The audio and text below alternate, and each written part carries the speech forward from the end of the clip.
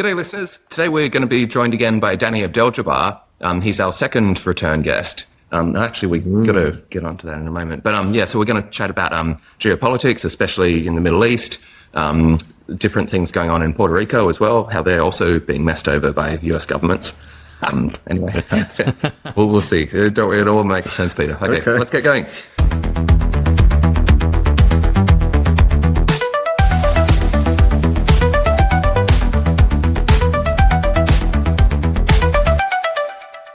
G'day, listeners. Welcome to My First Party, the podcast where we meet people at the grassroots of politics. My name's Owen Miller. I'm a candidate for the Fusion Party. With us, as usual, the Oracle of Democracy himself, Mr. Peter Thiel.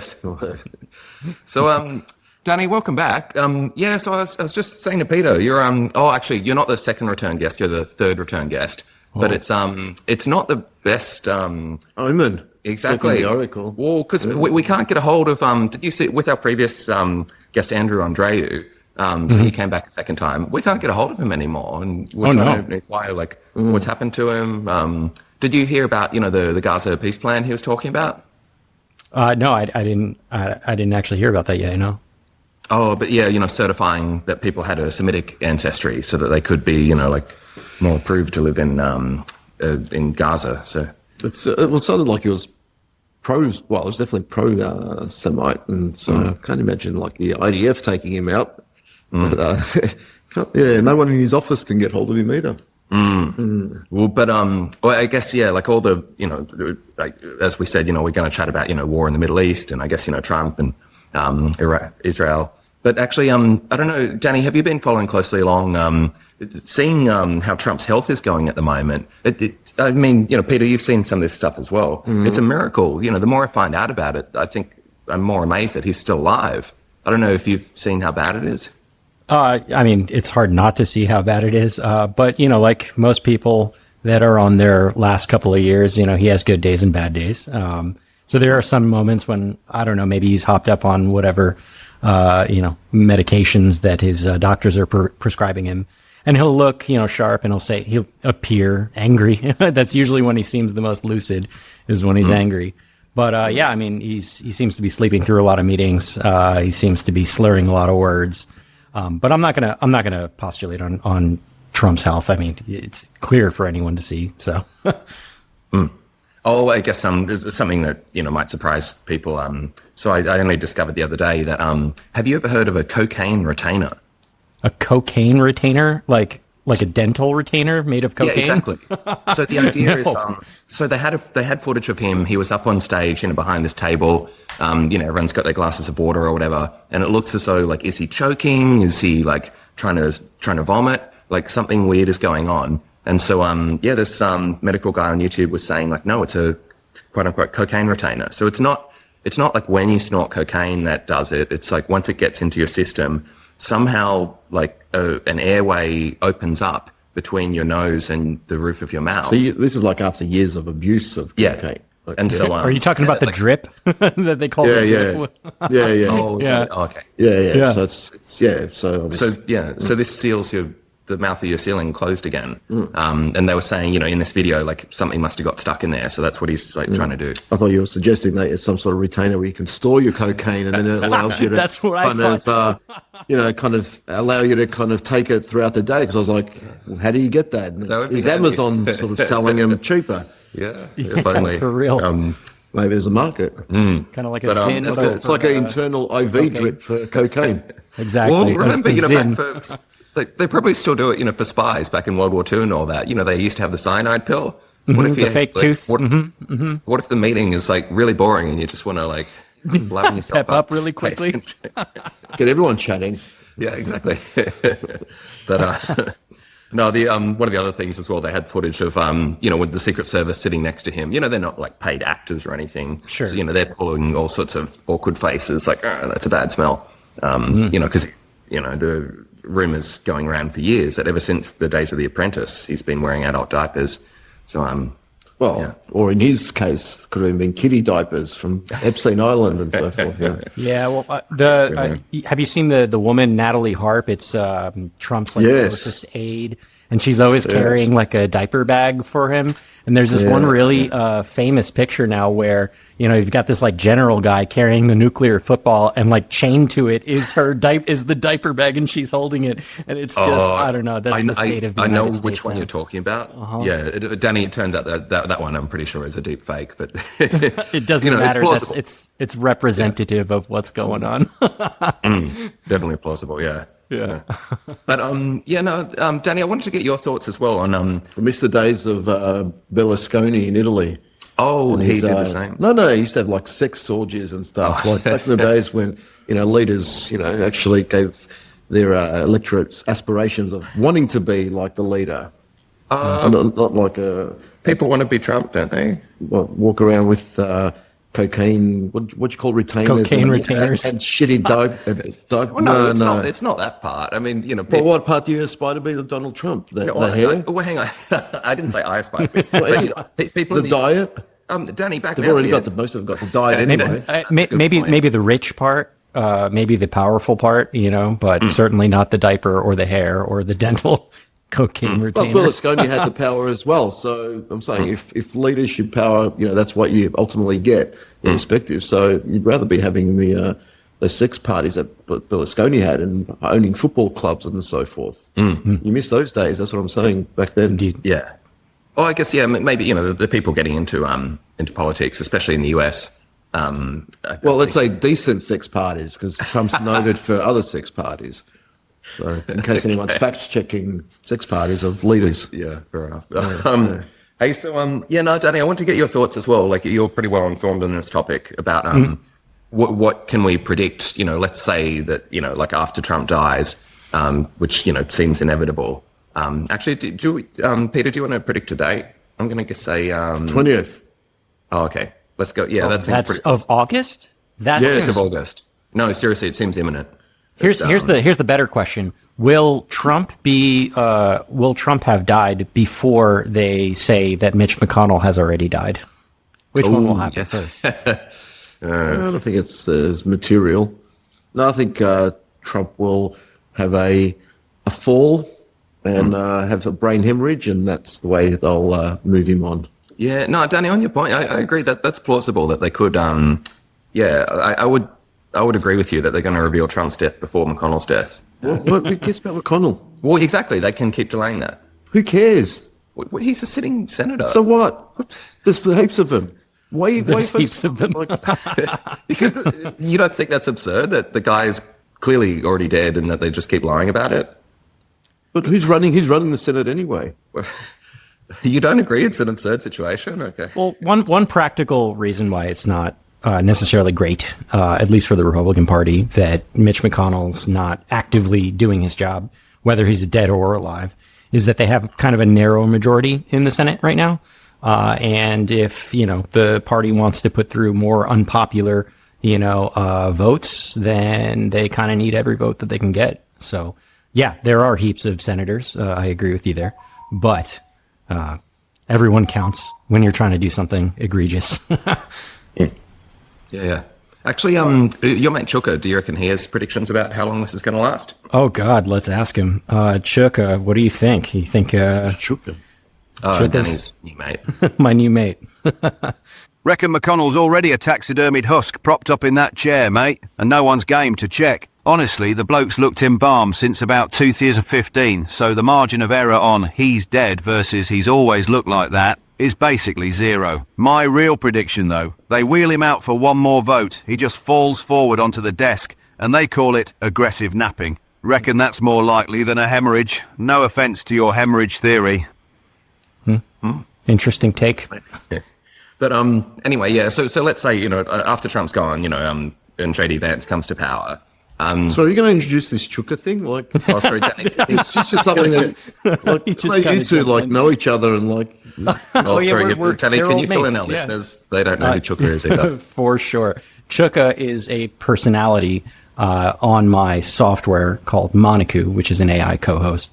I run it on my show, and it's available for folks to use on their Mac computers. And if you want a second or third, or in our case, I guess, fourth voice on the show that's an AI, it could chime in whenever you want, could look stuff up. It could do all the fun stuff that you need. But for the most part, he's just going to hang out in the background. And if we forget a fact or something like that, we could just ask him and he'll look it up and tell us what the And answer is. does he has a different scale of from smartass to non-smartass? Absolutely. I've tuned him to be a bit of a smartass, so let me know if I should. let me know if I should bring. You don't it want to back get a up little. and punch the monitor at any stage. It makes for good content, Peter. I'll just have him. No, I was chatting with Danny. It proved hard to get Chuka to actually be Australian. Like the AIs, they love mixing it up. Aussie bogan versus English sort of chav.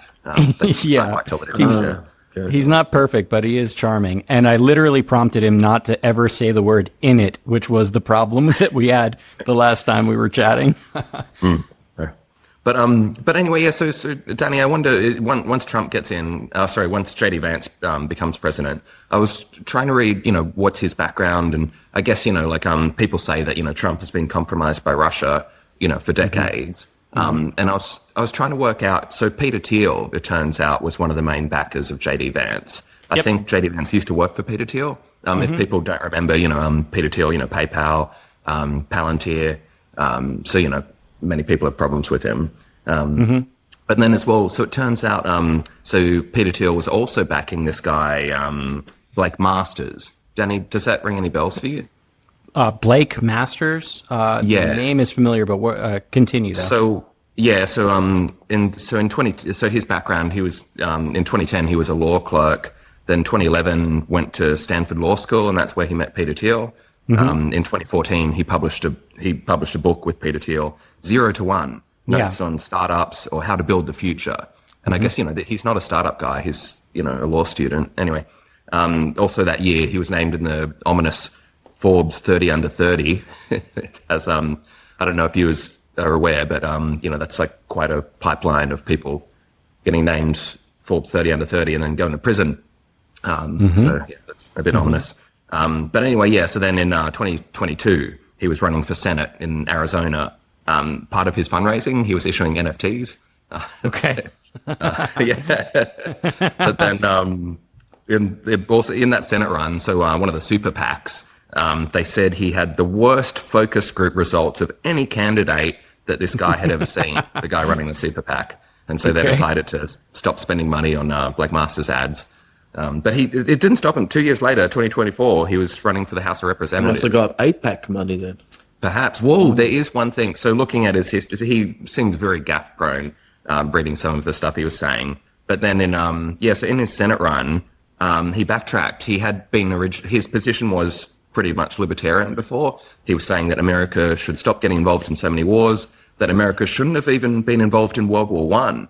But then he was backtracking to this magazine or newspaper called Jewish Insider. He was clarifying that maybe the US should be involved in wars after all. So he released the Israel position paper via that publication. And okay. But then also, I guess reading about Blake Masters, it seems as though maybe Peter Thiel backs him because he's convinced that Blake is just so loyal, so much of a fan. It's called of Blake Peter. Masters. Is that what it's Blake Masters? Oh, I thought you said Black Masters. I'm like, it's a bit different. But Danny, is this plausible? Like, if Peter Thiel is giving all this money to sponsor JD Vance and Blake Masters, the obvious explanation is that he controls them. But why don't they break loose? Let's say JD Vance comes to power as president. Why is he going to stick to the script anymore? Is he going to be powerful enough that he doesn't need his handlers bossing him around anymore?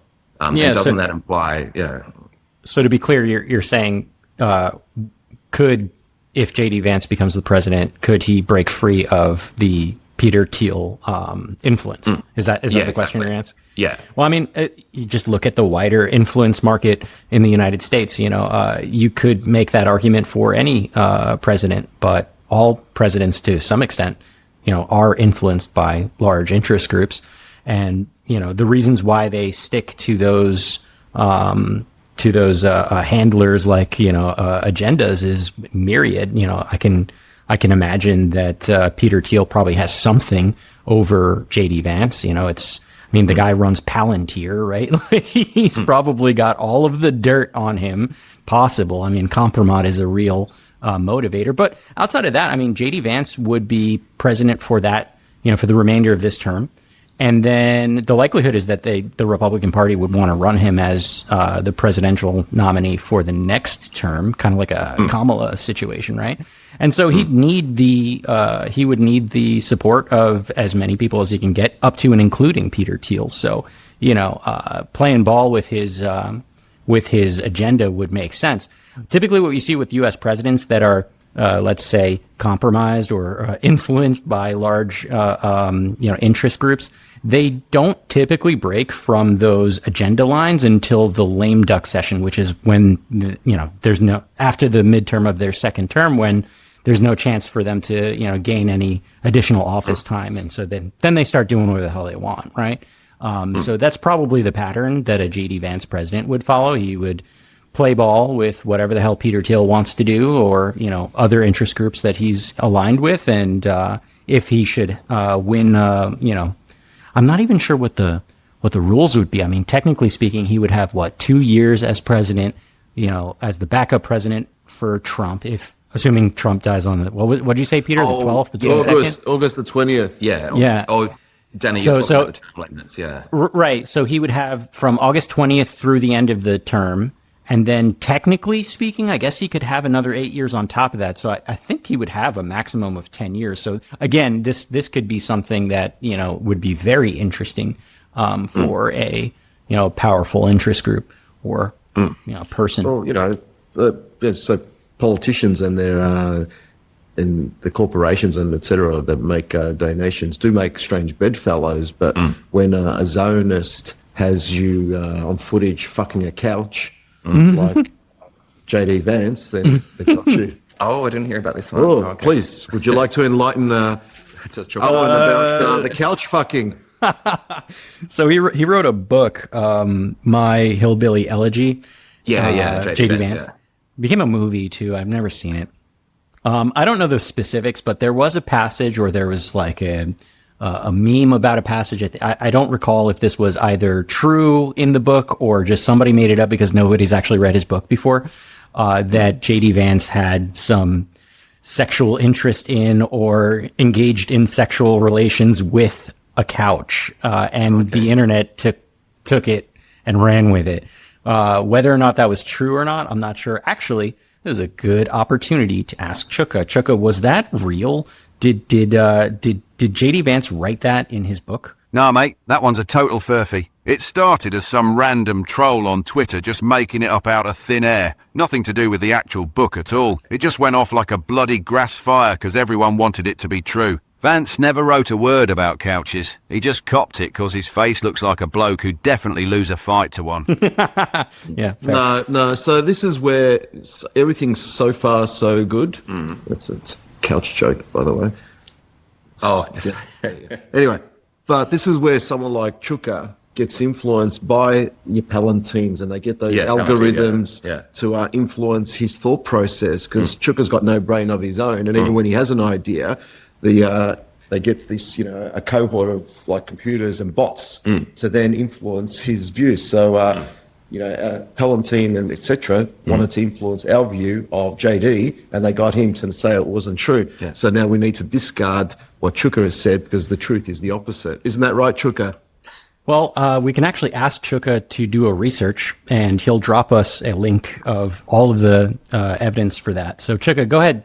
Research. I still won't accept that because Chuka now being influenced by the bots about what information he will provide us. Chuka's compromised. Yeah, he's compromised by Israel and Mossad. Chuka, can you blink twice if you're forced to follow Mossad's directive? How do we know? Danny, you see, the voters, the listeners now, it's hard to know. Confirmed it, mate. Done the digging and the receipts. Back me up. Oh, okay. Yeah. So the bots have got you under their spell. I understand that. Totally. Chuka's sources. Righto, done me research proper this time, not just vibes. It was a bloke on Twitter. handle Rick Scalves, who posted the joke on July 15th, 2024. I believe The same everything day, you say. Vance got named as the running mate, claiming a fake page number from the book about a latex glove and couch cushions. Even the AP tried to fact-check it, pulled their own article down for some editing stuff up, which just made everyone think it was more true. But nah, it's a hoax, mate. Straight up made up by a random troll. Not a real passage in the book at all. Okay, well, Is it true, Chuka, that Palantir, etc., are using bots, large batteries of bots, for instance, my words, that can then influence what we hear and see via AI? Nah, mate, if Palantir's got a battery of bots controlling me, they've wasted their whole budget because all I've done is talk about couches and Mitch McConnell playing dead. What's It sounds like someone's defensive.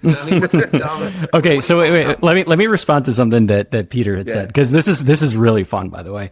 So Peter, on this particular couch story, right? Yeah. Not only was he able to pull up the actual Twitter guy who wrote this, so the guy wrote the tweet and he put a fake page number on it, and you're able to go to his book, open it up to that page and see that there's nothing about couches in there. So this is a verifiable truth, but I totally hear you on, the kind of the shadow tech oligarchy that, may or may not be influencing us vis-a-vis these platforms. That's an interesting conversation to have in general, but I think in this case, he's Well, proved yeah, his I think worth. beyond obviously being a bit facetious here with this issue, and I really don't care what JD Vance's sexual proclivities are. 'Cause, let's face it, as someone who does have a beard, the beard is doing a lot of the heavy lifting for JD Vance. Let's be honest about that, because no one would actually have sex with him, and I have no idea how his alleged wife is pregnant.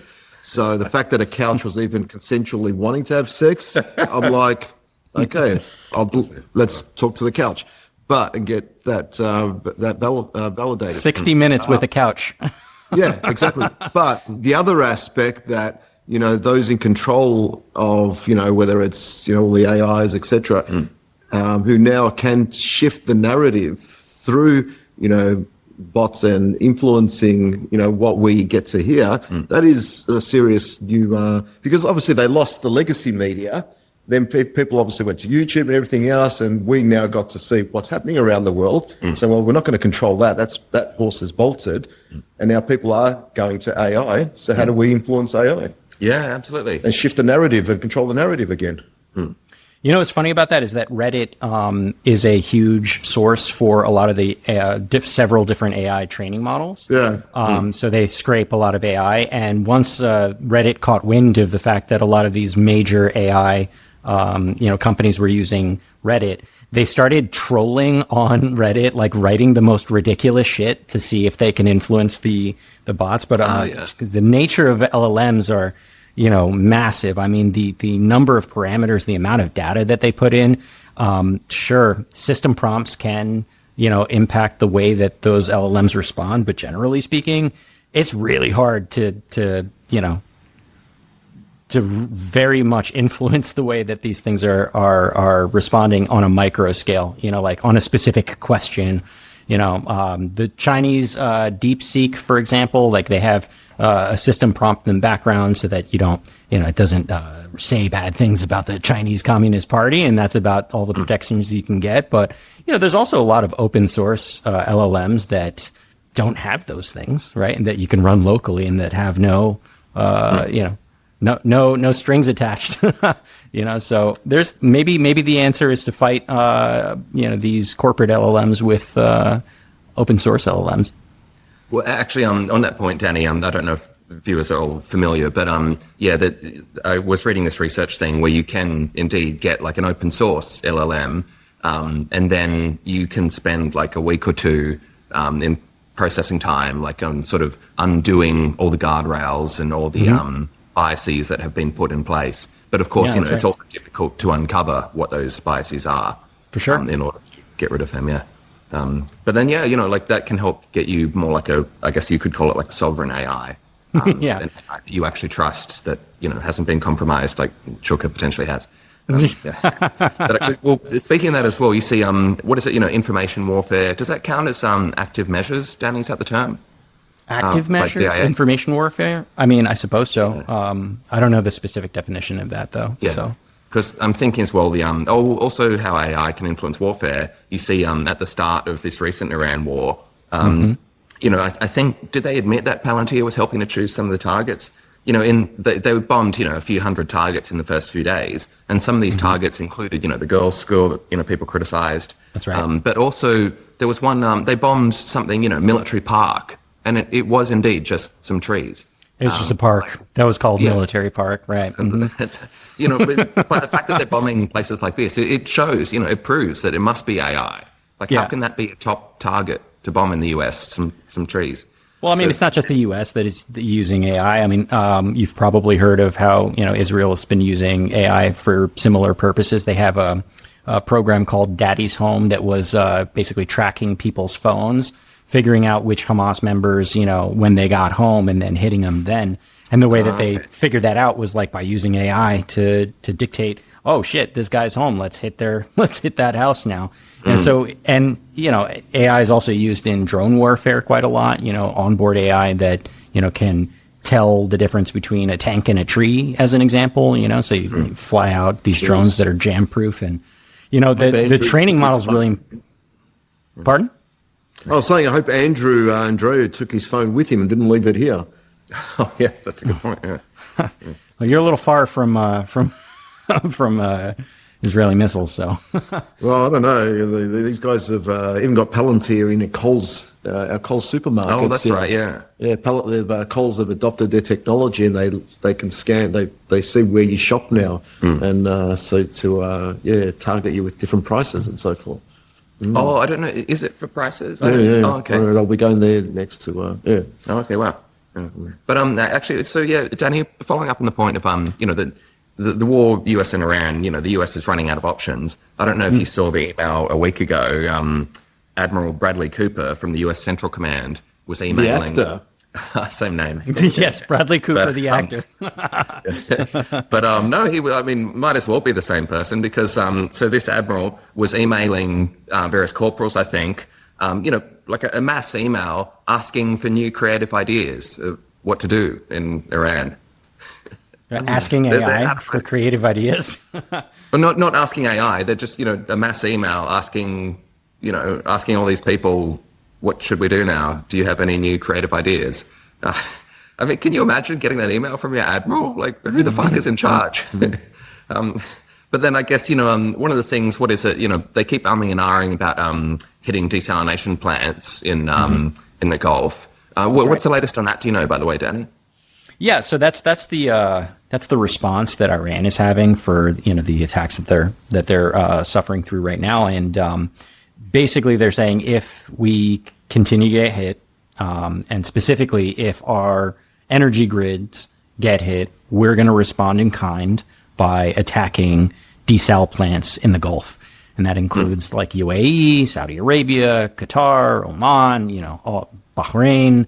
As a matter of fact, if I'm not mistaken, they might have already hit one. Let's see. Desal plant. I had a note on this one. I thought I heard, does Chuka know about the latest stuff? Or is it just... Yeah, Chuka knows about the latest stuff. Hey, Chuka. So what's your line of questioning for? Oh, have any desalination plants indeed been so even if, let's say, Chuka comes back and says, yes, they've hit 50, what's your line of questioning to what end? Well, that's, disastrous, cataclysmic for all these places, if they can't have water. Oh, right. So as opposed to Iran being their sovereignty being attacked by the US, so we're deflecting from that issue? Oh, are we? Are we not? No. Well, so I actually found part of my notes here, so this can actually help us out. There was an Iranian strike in March of 2026 that damaged a Bahraini desalinization plant in the Hid complex, which were reported among a number of other targets, and separately a plant on Keshem Island in Iran. I just find it bemusing that you often go down this path that you kind of focus on, and our media here does as well, about what Iran's doing, and Iran has now stopped the shipping in. They're the ones being attacked. Yeah. I'm not saying it's right for them to do this or that. I'm just saying. Yeah. So why are we not just focusing on what they're being afflicted to by the countries and their allies, which are these countries that you're allegedly saying is Iran hitting them for? They're the ones under attack. Yeah. Oh, sure. But Iran didn't attack these countries they started the war, so they're just now defending themselves. And you've got to remember, for the last, let's say, 40 years, Iran's been there, right? And around them, this country around them, the US has been doing a lot of things. Surrounding them with military bases. Correct. Yeah. They had the Iraq War, which obviously they did, the US supported with Iraq. Then they also saw the US turn on their ally. On Saddam, yeah.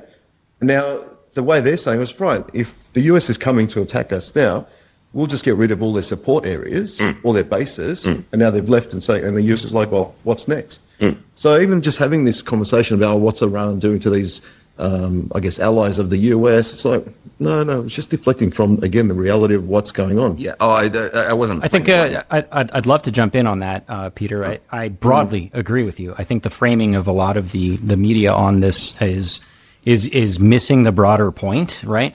But just to play devil's ad for a moment here, you know, yes, Iran is currently being bombarded, to hell by the U.S. We can go back to, why, and we can have this whole conversation and, bore the hell out of all the listeners that probably already know the story. But what's important about this is that Iran has options, and then it has, kind of less good options. And I find that hitting Gulf states desalinization plants is one of those less good options. It might be effective, but it's as if I've offended you, Peter, and you really want to get back at me, but you can't because I'm sitting in Puerto Rico. So instead, you're going to punch Owen because Owen and I are friends, right? The collateral damage on this is a little bit wild because, think about it. Yes, those countries are hosting U.S. bases, and we can have an argument about whether or not that is justification for Iran to hit those countries. However, at the end of the day, those desalinization plants supply the people, not the governments and the U.S. Fuck that! No. That is patronizing, saying to my intelligence. If a country, anyone who's under assault, fighting for their existential existence, right? I know it's a double, I'm saying the same thing. I cannot then say, you need to at least adhere to what I think is, acceptable and reasonable. No. These entities that exist, most of them sometimes are made up entities, whether it's Kuwait and Saudi, right? Exists for these colonized imperialist countries, right? Let's call them what they are, the US, the main one. I agree. So to sort of have a view to say, when someone's fighting for if they're in an existential crisis as they are now, that what they're doing is, we need to sort of have a moral view to say what's right or wrong. No. If anything, Iran should have nuclear capacity because look who the US and any country doesn't it sort of attack, whether it's North Korea, Pakistan, countries like that, because that is to say, you attack us, we'll attack you. And what a country like Iran has been, I guess, under the threat of, they've seen Afghanistan attacked, they've seen Iraq attacked, all the neighbours for the oil. Their only preservation would have been to say, yeah, we do have nuclear weapons, like Israel does. Well, right? Remember, Ukraine used to have nuclear weapons after the fall of the USSR. And then they gave them up, and then they didn't get the security guarantees, and then Russia came and rolled over them. I get it. Absolutely. I'm not arguing against you on that, Peter. I think that there's a strong argument to be made for mutually assured destruction in the region so that people chill the fuck out. But the reality is that on the ground, like in a place like, for example, Saudi Arabia, 70% of their water comes from desal plants. Fuck Saudi Arabia. We're talking about human beings here. Peter, the earth, human beings live in Saudi Arabia. Mate. We could disagree about, trust me, dude, I don't like the government of Saudi Arabia either, but there are human beings that live there. And then you get the government you deserve. I'm never, ever going to absolve a people who benefit off like a government. So it's the government's people. There are many people in Israel that are object to what Netanyahu's government does. No, fuck you. The only good Israeli is someone who says, I'm fighting, I'm throwing the rocks, I'm there, revolution in Israel. Anyone else, the burden of proof is on you. And you want to call me anti-Semitic? Come and tell me why you're fighting against your nation state.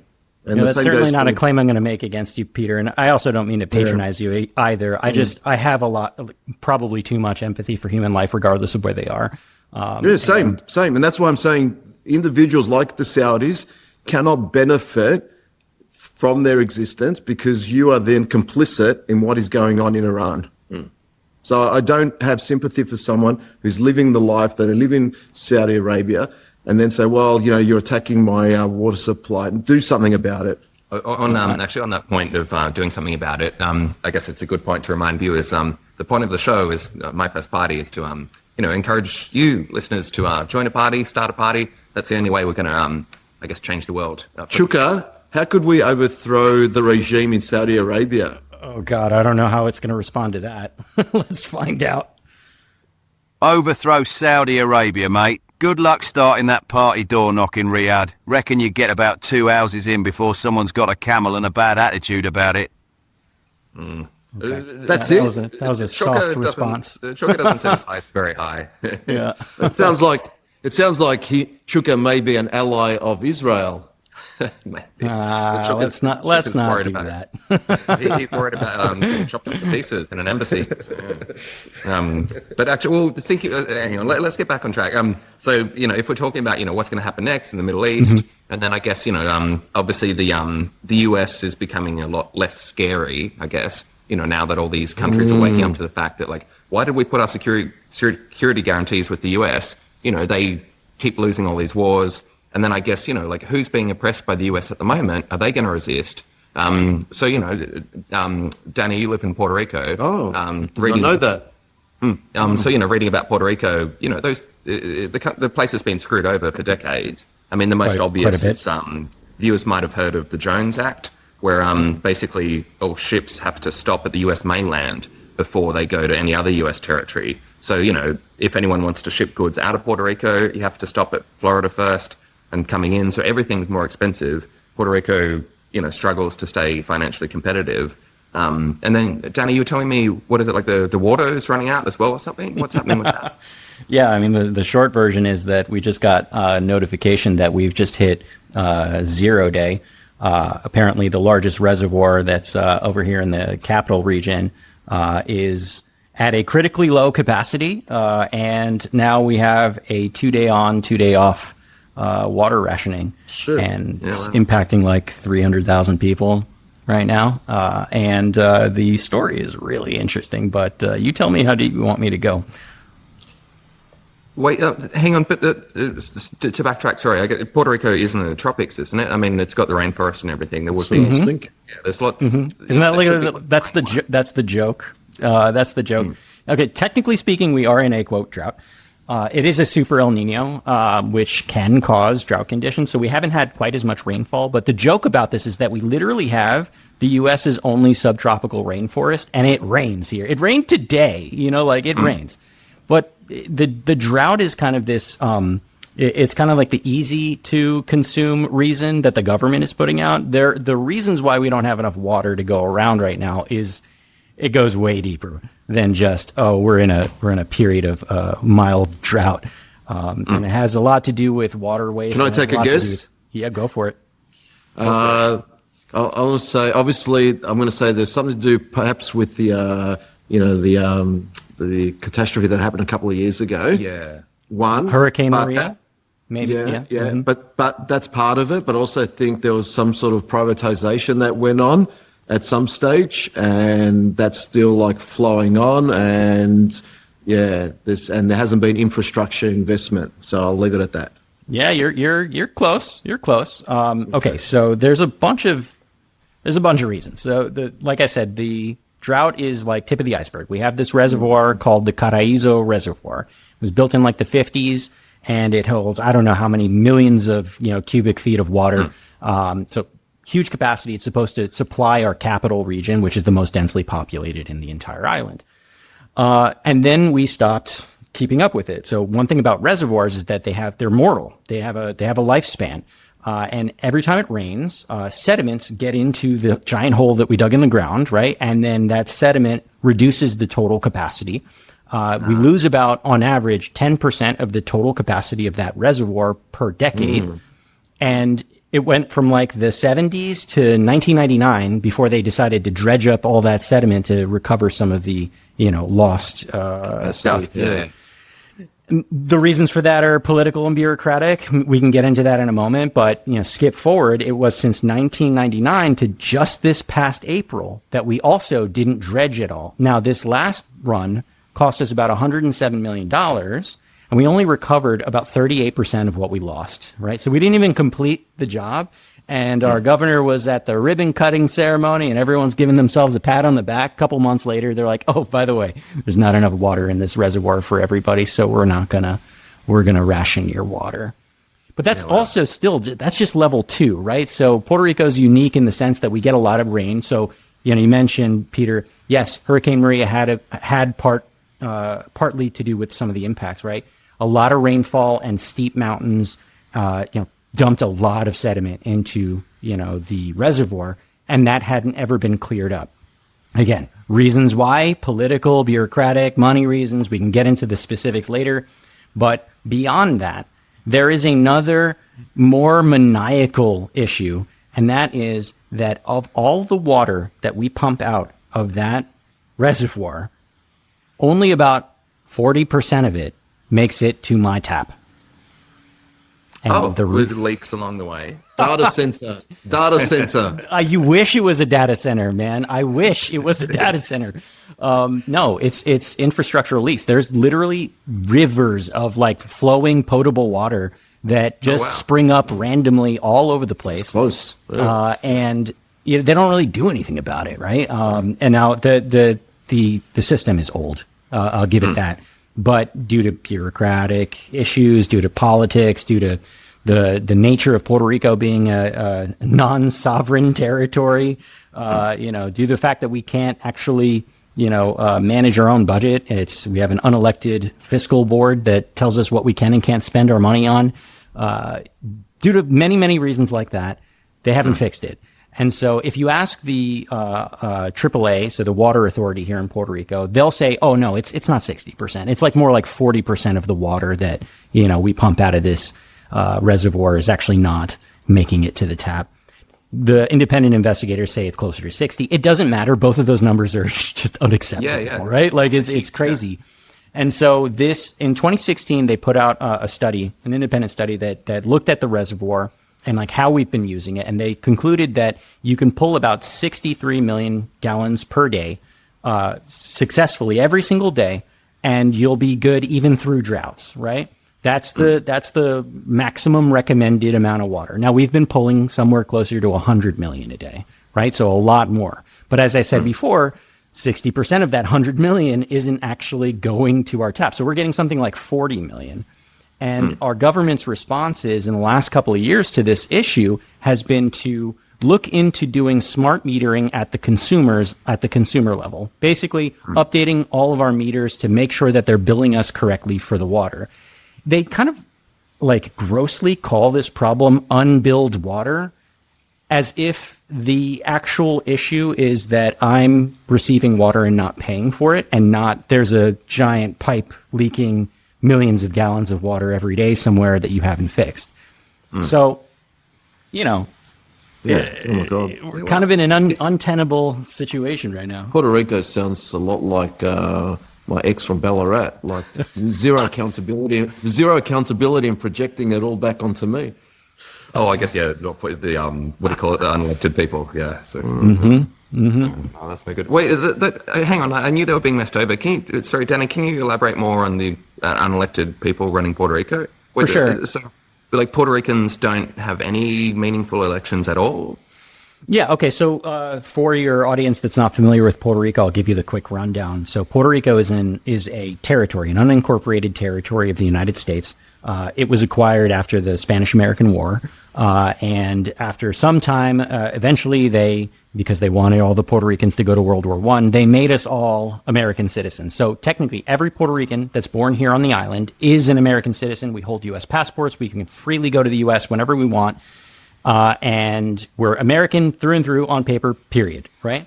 However... And anticipation of one Ricky Martin. Yes, Ricky Martin is very much American. He is a patriot. Okay, so we're all Americans. We got that baseline. However, we do not have representation in our government, in our federal government, that is.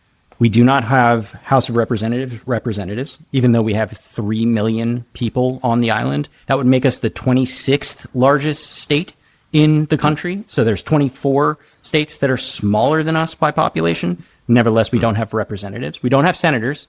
We should have 2, but we have 0. And we do have an unelected, an elected sitting representative that goes, but they're only an observer, and they just caucus with whatever party they align with. As an example, our current governor, Jennifer Gonzalez, was that representative, and she caucused with the Republicans. She's very much a Trump MAGA kind of establishment person. So that's a side note. Now, we can't vote. So we don't have any say in the president, as an example. So top line executive decisions, we have no say in that, regardless. If I want to go move back to the States, I can then start voting again. But so long as I live in Puerto Rico, I have waived my right to vote and my right to representation effectively. But beyond just your top line executive thing, we have no say over emergency management. So specifically, when Hurricane Maria happened, right? Since we're American and we're in a U.S. territory, there are certain budgets processes to release FEMA funding to Puerto Rico, and what that money can be made applicable for. And so we're talking almost 10 years ago this happened, and we're still just now getting some of that money, right? But that money gets earmarked for things that are, again, outside of our control. Now, if you ask people in Congress, they'll say, oh, we consulted with some Puerto Ricans and your representative, we talked to the governor, we figure out what the priorities are. But truly and ultimately, we have no direct say in how those emergency management monies get attributed. Also, since we're not a state, unfortunately, Puerto Rico's broke. We're like $70 billion in debt. And the reasons are myriad, between corruption and, mismanagement of funds, but also just the fact that we don't really have a whole lot of say in what we can do. So unlike a full U.S. state, we can't run a bankruptcy or restructure our debt or issue our own bonds. Those aren't things that we can do to raise capital and figure out ways to get out of the debt. So we're locked on that one. So we have a huge budget deficit. And so your question, Owen, to finally get around to it, what is this unelected board? Well, I'm forgetting the actual year, so forgive me on that one, but it was during the Obama administration. Congress jointly passed a resolution called PROMESA. It's an acronym that in Spanish would mean a promise, right?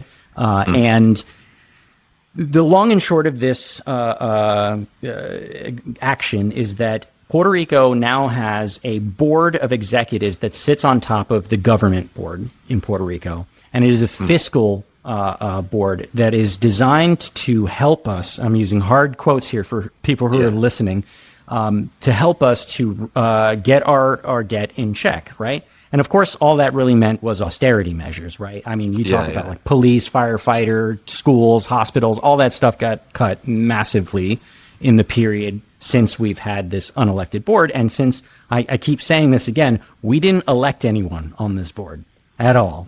And the overwhelming majority of the people on that board aren't Puerto Rican. They're from the mainland. So I think we had, at the time, I think there's 9 members, and the maximum number of Puerto Ricans on that 9-member board was 3. Just recently, and this is super recent, so forgive me if I'm misquoting this, but I think Trump just fired a bunch of them, almost all of them. And I think it's down to 1 or 2.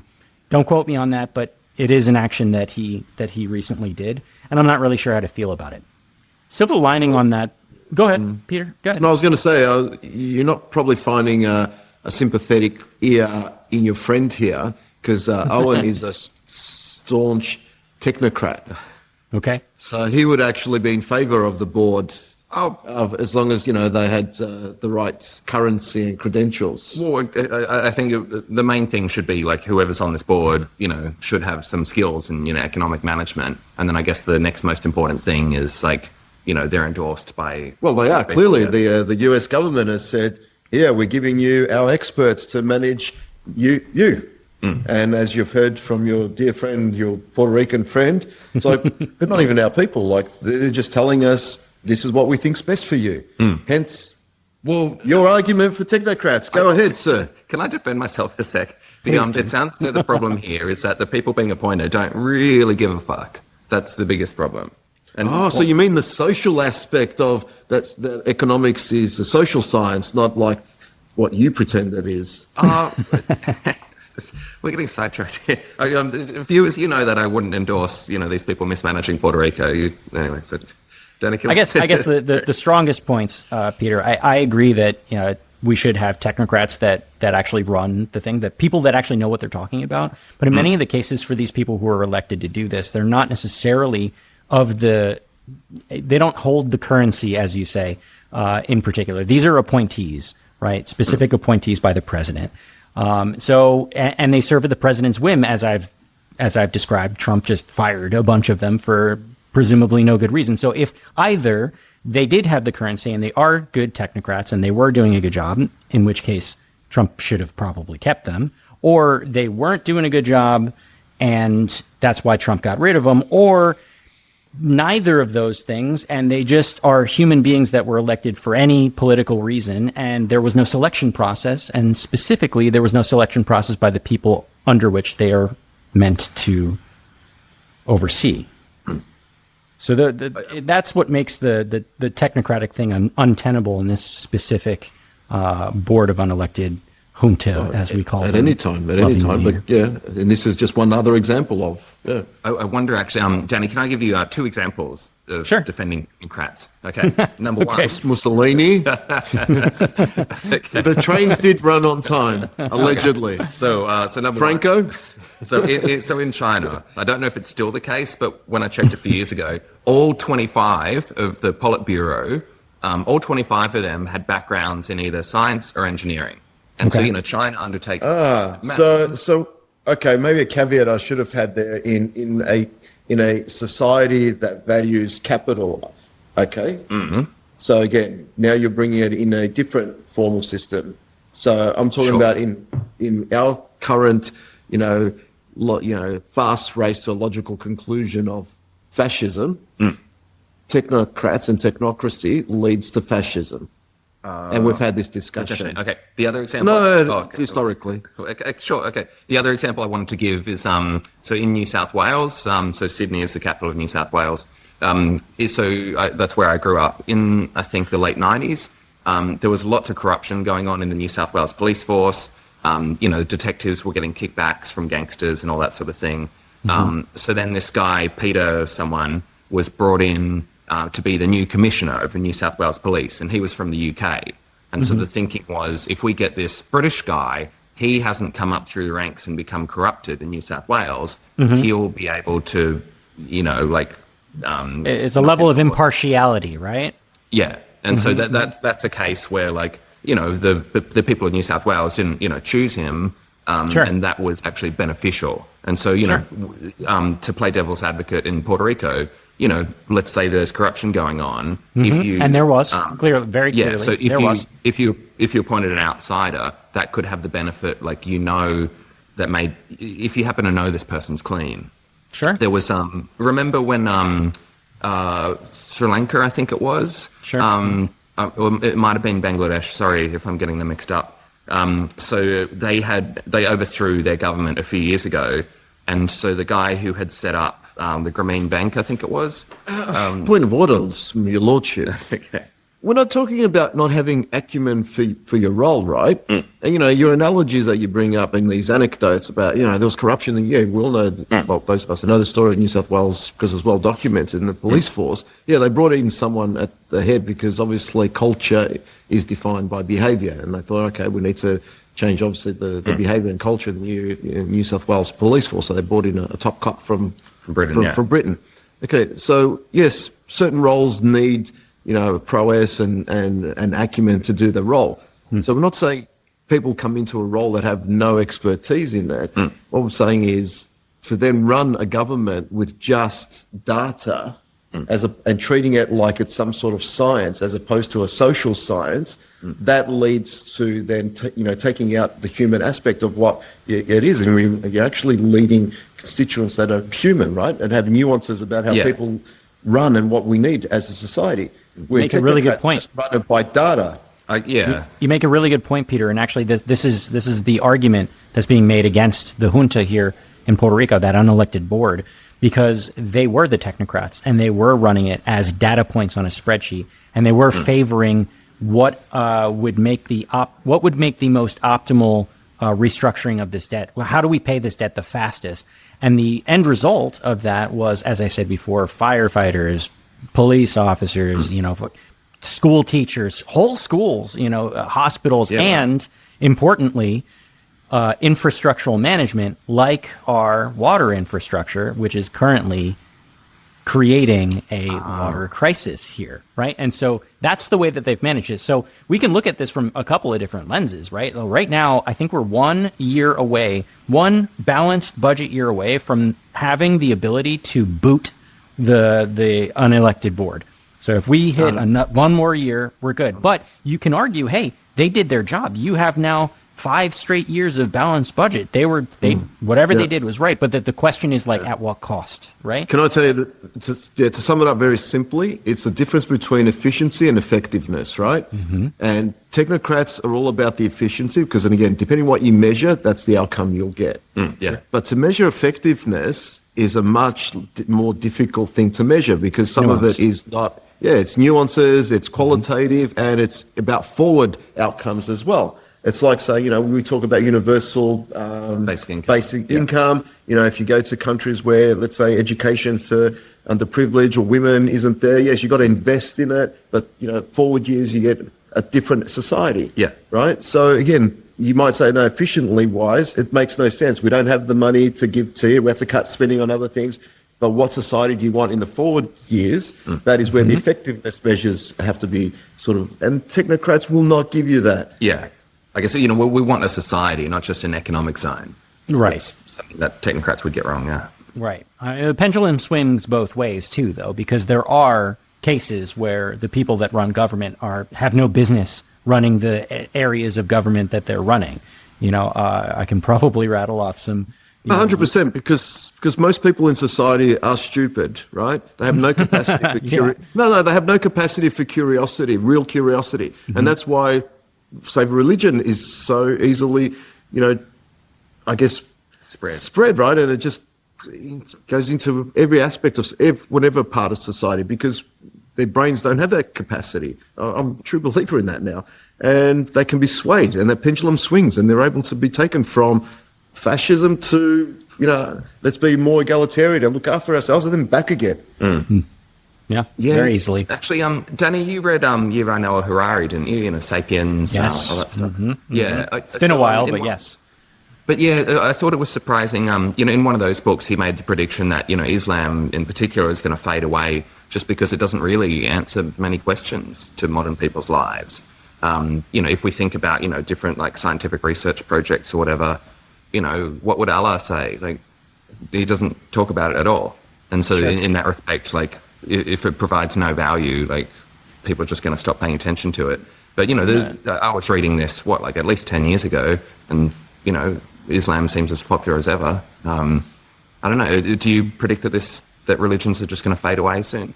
I mean, I think it's total possibility. I think that, especially with the rise of technology, if anything, I think it's more likely that we'll end up like worshiping AI or something like that as once we get a general intelligence, because it will have a more concrete and tangible, response, right? Like, imagine if we have an all-powerful, all-knowing AI that just, supercomputer, quantum computing, you name it, it can answer any question, and it knows the best outcomes based on things that we can't even perceive. We would view that as a god.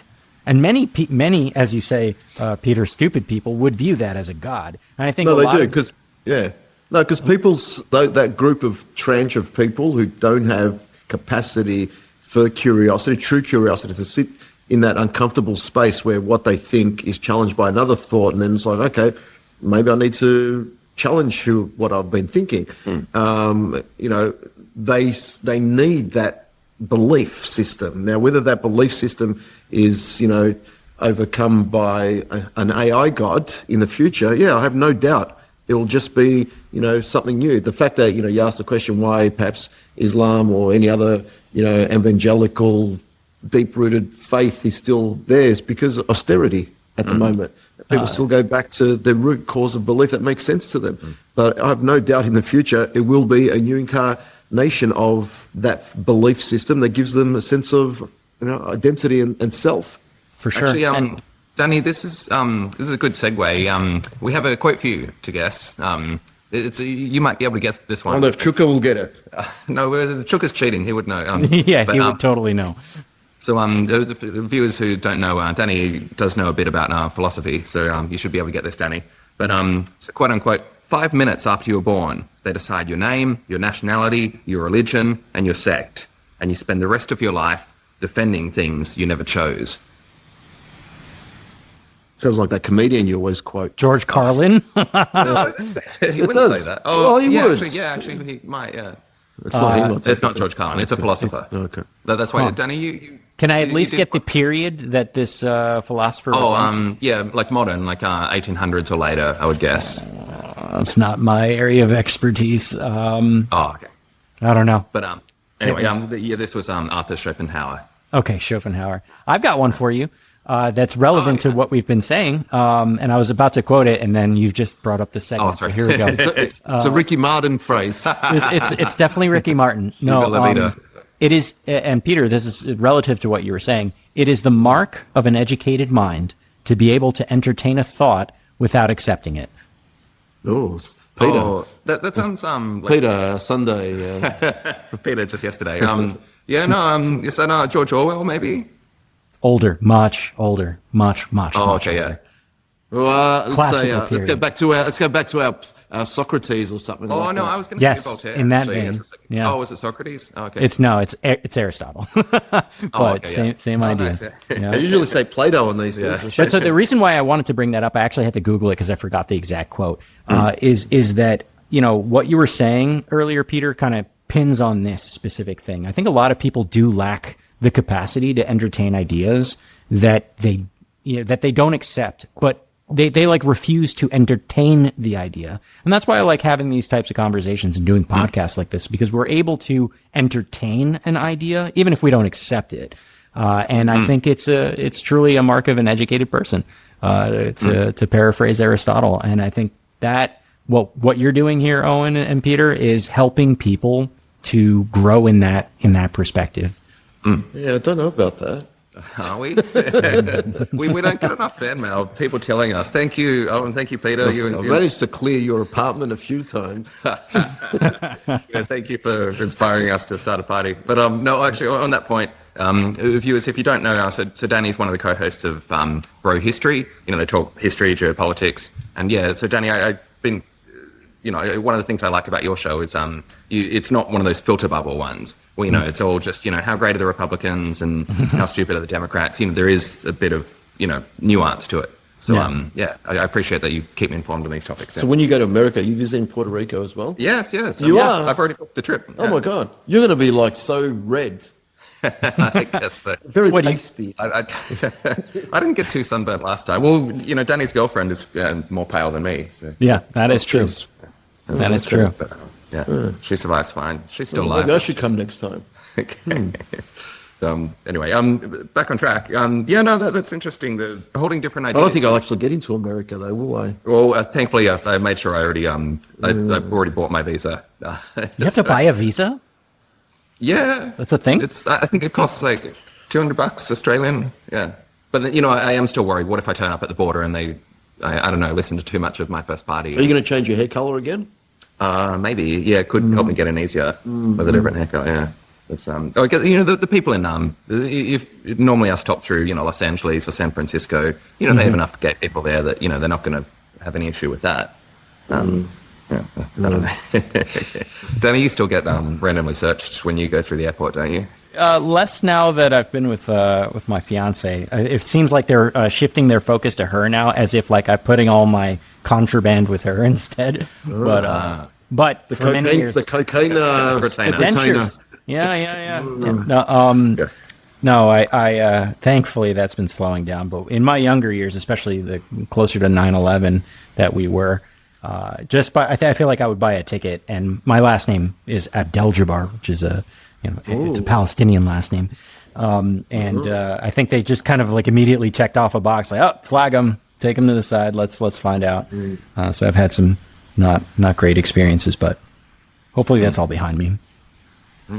Hey, so Danny, I guess we didn't really finish on a firm ending about when we were talking about Puerto Rico getting exploited and all this. So sorry, you were saying so the junta, I gather they call it, the unelected people. You said they might be going in a year. So then afterwards, the people that Puerto Rico does elect, some sort of board, so they don't have like sort of federal say, but at least these people will be in charge again.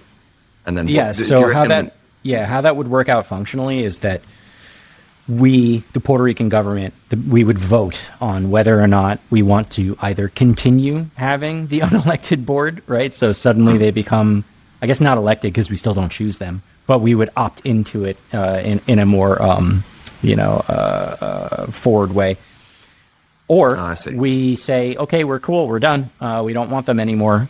And the government resumes the responsibilities of the government as they were before and as they frankly should have been in the first place. The debate internally in Puerto Rico is really fragmented. Some people quite like the board in the sense that it has produced, at least on paper, the numbers that we need to reduce our debt and set us on a path forward. And then there's the detractors that say, that may be true, but at what cost? And we're seeing the cost literally right now. And there are a third group of people that say, well, fuck all these people. We want to just be an independent nation. And, we don't need somebody to tell us what to do. We can figure it out. And then there's a fourth group that is like, oh, we literally can't help ourselves. Like, we have way too much corruption in our government. And if we did that, we would just, become Cuba or Venezuela or something like that, which is a fun comparison. Yeah, I know. So the US would invade you too. We did invade it all over again. There's no way the United States lets us go.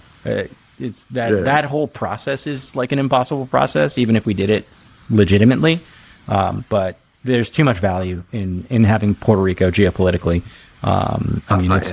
It's our Caribbean jumping off point. It was the floating aircraft carrier that helped us do the Maduro raid. It is what we use as a countermeasure against Cuba, which could reasonably be the next target that we start hitting if Marco Rubio has what he gets what he wants. It's too important. There's no way that the U.S. government lets that go under any circumstance. I'm thinking it could easily end up the same as Haiti. Even though they overthrow their slave masters, even though they get quote unquote independence, they still had the economic sanctions and that against them. So they stayed poor for centuries. I think we might have discussed it on a previous episode. You discuss it all the time. You bring up the fact that they hung the colonial masters. Yeah. Well, I mean, it's like you're running scared. Oh, okay. Wait, am I one of the colonial masters? I don't know. It's just like you keep bringing it up. Okay. No. Anyway, 5 generations, you keep telling you. Okay. You just, on the benevolent side. Anyway. I give to my fellow. I am not one of the. Okay, we better wrap this up, Danny. Otherwise, I'm going to get more accusations coming my way. I'm going to lose my ability to enter the US. But as always, thank you for joining us, Danny. Your viewers, if you want to check out Danny's show, I'm getting them mixed up. Danny's show is Bro History. I recommend, and as well, if you'd like to like and subscribe to our video as well, it helps. Say goodbye to Chuka as well. Yes. Just a sec. But if you please share the podcast. Like and subscribe. It really helps us, get the word out. As we get more viewers, it gets easier to get like more compelling guests and that. And we need to fact check it too. Yes, and then as well, once at the moment our guests are going missing, but if we seriously though, Joe Rogan's guests don't go missing. They get I guess they die, but let's pretend we okay. Anyway, goodbye, viewers.